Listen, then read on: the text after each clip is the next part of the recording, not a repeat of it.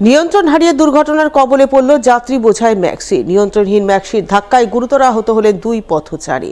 অল্পের জন্য বড়সড় দুর্ঘটনার হাত থেকে রক্ষা পেলেন বেশ কয়েকজন পথচারী। মঙ্গলবার সকাল 10টা নাগাদ এই ঘটনাকে কেন্দ্র করে ব্যাপক উত্তেজনা ছড়ায় মালদার হবিবপুর থানার বুলবুলচন্ডী মধ্যম কেন্দুয়া এলাকায়।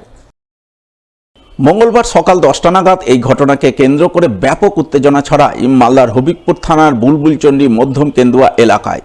প্রত্যক্ষদর্শীদের বয়ান থেকে জানা গেছে, এদিন হবিবপুরের কান্তুরকার থেকে একটি যাত্রী বোঝাই ম্যাক্সি মালদার উদ্দেশ্যে যাচ্ছিল, কিন্তু ম্যাক্সিটি বুলবুলচন্ডী মধ্যম কেন্দুয়া স্লুইস গেট সংলগ্ন মালদা নালাগোলা রাজ্য সড়কে হঠাৎ করে নিয়ন্ত্রণ হারিয়ে ফেলে।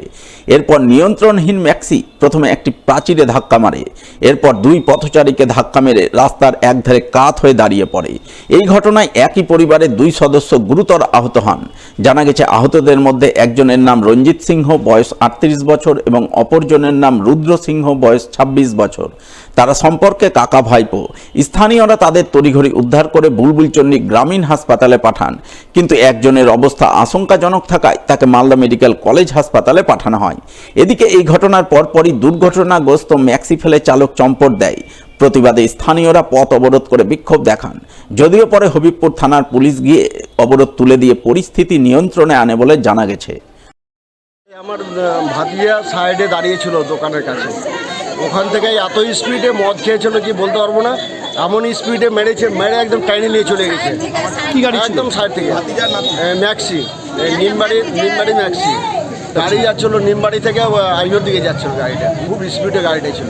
দুজন আহত হয়েছে, ধাক্কা মেরে গাড়ি এখন রোডের মাঝখানে দাঁড়িয়ে আছে। ঘটনা হয়েছে আপনার সুইচ গেটের সামনে আর কি হয়েছে। আমাদের এখানে জিলেটন খিচড়িটা খেয়েছে আর আমরা ঘরে যাচ্ছিল খিচড়ি আনতে, বুঝলেন, বাস সেন্টারে খিচড়ি নিয়ে এখানে গাড়িটা মেরেছে এখন অলরেডি হয়েছে। আগাপাতি ছিল চায়ের মতো পানীয়, কিন্তু চা নয়। তবে অনেকেই বলছেন চা পাতা ছাড়া কাশ্মীরি চা, কিন্তু আসলে এই পানীয় হলো কাশ্মীরি কাওয়া, যা পান করলেই শীতের মরশুমে শরীরে একটা আলাদা গরমের অনুভূতি সঞ্চার হয়। তাই তো গত কয়েক বছর ধরেই শীতের মরশুমে মালদা কাঁপাচ্ছে এই কাশ্মীরি চা অর্থাৎ কাশ্মীরি কাওয়া, যা মালদায় মূলত 3 বছর ধরে শীতের মরশুমে বিক্রি করছেন এক কাশ্মীরি যুবক। তিনি কাশ্মীরি কাওয়া তৈরিতে ব্যবহার করছেন কেশর, কাঠবাদাম, কাজু, এলাচ, গোলাপ ফুলের পাপড়ি, চিনি সহ আরও বেশ কিছু কাশ্মীরি উপাদান।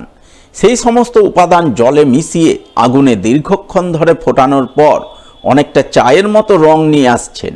এরপর সেই তরল পানীয় কাশ্মীরের এক বিশেষ ধরনের কেটলিতে ভরে তৈরি করছেন কাশ্মীরি চা অর্থাৎ কাশ্মীরি কাওয়া।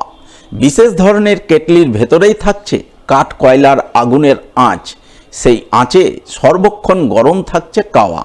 আর সেই গরম গরম কাওয়া প্রতি কাপ 20 টাকা হিসেবে বিক্রি করছেন মালদার বাজারে।